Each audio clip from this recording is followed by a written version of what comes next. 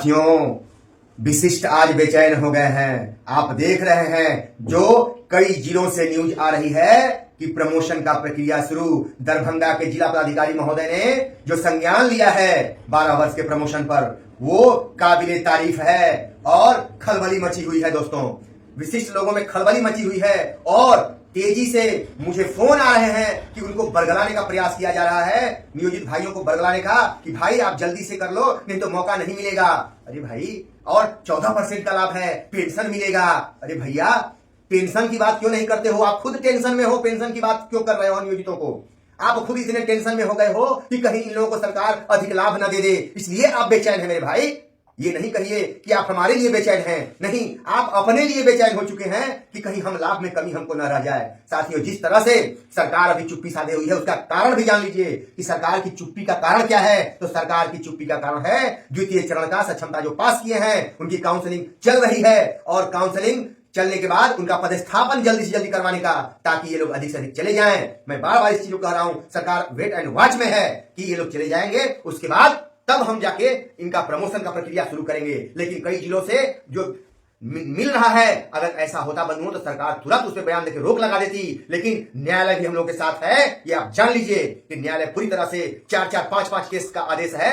सरकार दबाव में है पूरी तरह से, वो कुछ नहीं बोल पा रही है कि अगर बोलेंगे तो कल कोर्ट संज्ञान लेगा इन चीजों पर, इसलिए चुपचाप है। और अधिकारी जो निकाल रहे हैं निकालने दीजिए, क्योंकि कुछ ही दिनों बाद तो ये करना ही है, तो इसलिए सरकार मौन है। और जो साथी अभी भी वक्त है, काउंसलिंग करा लिए हैं, तो योगदान नहीं करेंगे, नहीं तो बहुत बड़े घाटे में जाएंगे।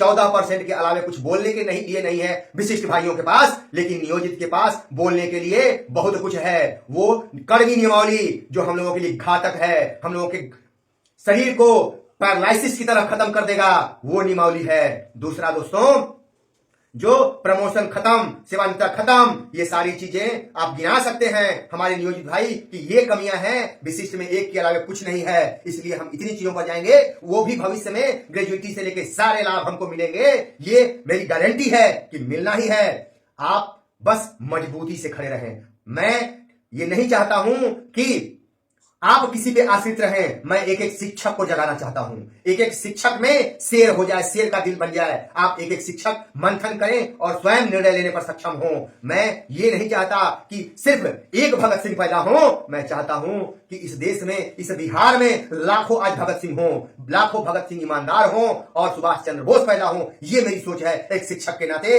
एक मेरे पास जो ज्ञान है, मैं चाहता हूं मैं अकेला नहीं, मेरे जैसे अगर कई भाई हमारे योग्यताधारी हो जाएंगे तो ये लड़ाई जीतने में मुझे आसानी होगी। सिर्फ मुझे गला नहीं फाड़ना पड़ेगा, गला फाड़ने के लिए मेरे कई भाई तैयार होंगे, कई भाई तैयार होंगे, कई बहनें लक्ष्मीबाई बन जाएंगी, तब जाके हमारा ये होगा। दोस्तों, सरकार 2.5 लाख का आंकड़ा दे रही है पेपर में, जैसा हम लोग देखें कि 2.5 लाख लोग एक तरह से विशिष्ट बन गए। नहीं भाई, ये गलत आंकड़ा है। सरकार गलत आंकड़ा देकर आपको धोखे में रख रही है ताकि आप बेचैन होकर योगदान करके सारे भाग गए।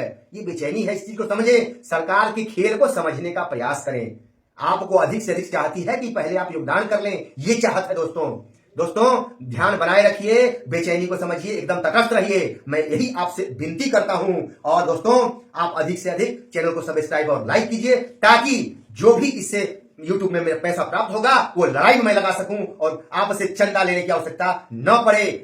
क्योंकि आपका पैसा परिश्रम से आता है, आप परिश्रम करके जाते हैं, स्कूल में पढ़ाते हैं और तब आता है। मैं चाहता हूं कि न्यायालय की लड़ाई सिर्फ आपके सब्सक्राइब से हो जाए और मेरे इस गला फाड़ने से हो जाए, मेरे परिश्रम से हो जाए। उस दिन मैं सौभाग्यशाली होऊंगा।